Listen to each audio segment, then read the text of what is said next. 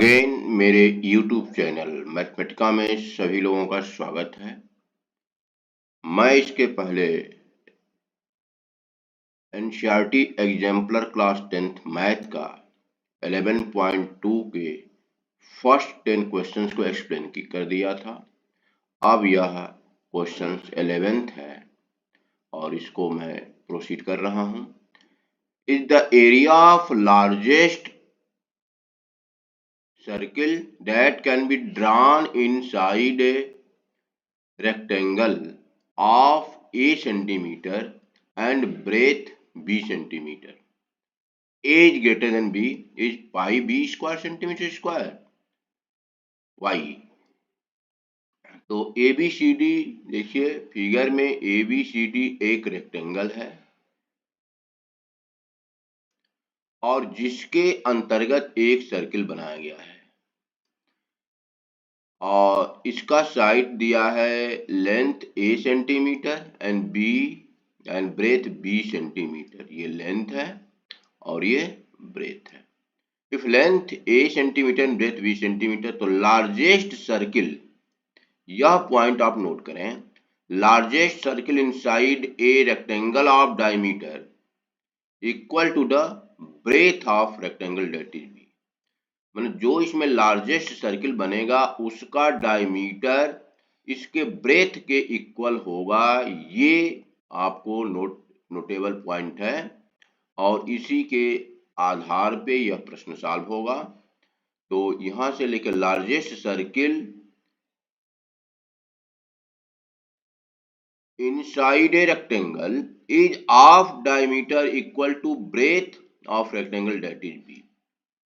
तो रेडियस हो जाएगा b/2।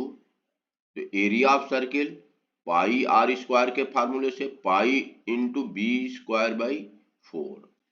तो ये देखिए आपका एरिया आ गया pi into B square by 4। इस प्रकार आप कंक्लूड कर सकते हैं area of largest circle inside a rectangle of breadth be smallest side is equal to pi B square by 4। तो ऊपर जो क्वेश्चन में आपको जो पाई बी स्क्वायर दिया गया है यह होगा पाई बी स्क्वायर बाई 4 और ये इसका एक्सप्लेनेशन है। इसके बाद हम सेकेंड क्वेश्चन पे चलते हैं। सेकेंड क्वेश्चन है ये देखिए, ये 12 और 13 दोनों लगभग सेम क्वेश्चंस हैं और एक ही circumferences of two circles are equal, is it necessary that their areas be equal why. फिर दूसरा इसमें 13th क्वेश्चन है area of two circles are equal, is it necessary that their circumferences are equal and why. तो देखिए इसको एक साथ ही explain किया गया है। पहले हम सर्कमफ्रेंस को इक्वल करते हैं।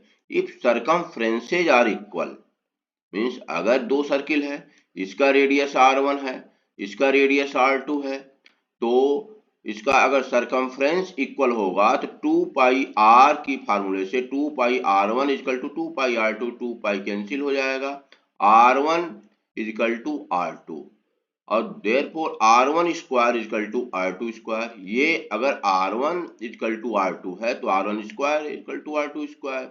और इस प्रकार देख लीजिए pi r1 square equal to pi r2 square, areas are equal, यानी circumferences of two circles are equal तो it is necessary that the areas be equal। Equal होगा, अगर circumference इक्वल है तो निश्चित रूप से एरिया भी इक्वल होगा। अब 13th क्वेश्चन को देखिए कैसे, areas of two circles are equal. Now यहां से देखिए क्वेश्चन नंबर 13 को बताया गया है कि now if areas are equal यानी pi r1 square equal to pi r2 square, तो r1 square equal to r2 square और जब हम इसको धनात्मक स्क्वायर रूट लेंगे तो r1 इक्वल टू r2 और फिर 2 पाई से मल्टीप्लाई करेंगे 2 पाई r1, तो देखिए सर्कमफ्रेंसेज आर इक्वल आ रहा है। इस प्रकार अगर एरिया इक्वल होगा तो सर्कमफ्रेंसेज आर इक्वल, ये नेसेसरी कंडीशन हो जाएगा। यदि सर्कमफ्रेंस इक्वल होगा तो एरिया इक्वल होगा। ये 13, 12 और 13 का एक्सप्लेनेशन है। अब इसके बाद देखिए 14th क्वेश्चन है, is it true to say that area of square inscribed in a circle of diameter p square centimeter? Area of square inscribed in a circle, circle के अंदर आपका यह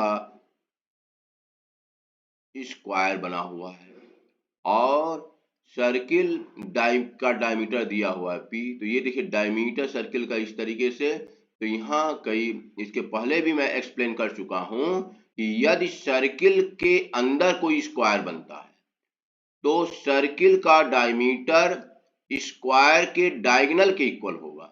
it is obvious from the figure that diagonal of square is equal to diameter of the circle. और ये इसमें thinking process का ये इसमें होगा, ये नोटेबल पॉइंट होगा कि diagonal of square is equal to diameter of circle. अब डायगोनल ऑफ स्क्वायर क्योंकि डायमीटर p सेंटीमीटर दिया हुआ है, देखिए डायगोनल डायमीटर दिया हुआ है p सेंटीमीटर, तो डायगोनल हो गया p सेंटीमीटर। अब साइड ऑफ स्क्वायर क्योंकि अगर साइड a है तो a अंडर रूट 2 डायगोनल होता है, ये हम जानते हैं पहले से। तो ये diagonal of square p centimetre है तो साइड के लिए हम diagonal by root 2, diagonal by root 2 हो जाएगा साइड। अगर स्क्वायर का साइड निकल गया तो डायगोनल ऑफ स्क्वायर, देखिए मैं फार्मूला को नोट किया हूं, diagonal of square is equal to side under root 2। तो साइड निकालने के लिए डायगोनल ऑफ स्क्वायर में रूट 2 से डिवाइड करना होगा। अब ये देखिए area of square equal to p by, अब देखिए एरिया ऑफ स्क्वायर आप साइड का स्क्वायर होता है, एरिया ऑफ स्क्वायर साइड का स्क्वायर, तो ये हो जाएगा p बाई रूट 2 का होल स्क्वायर और p square by 2 centimetre square. इस तरीके से आपका एरिया आ जाएगा, वह एरिया ये होगा स्क्वायर का एरिया जो p सेंटीमीटर डायमीटर के अंदर बना हुआ है, वह p स्क्वायर न होकर p स्क्वायर बाई 2 होगा। ये आपका आंसर होगा। अब इसके बाद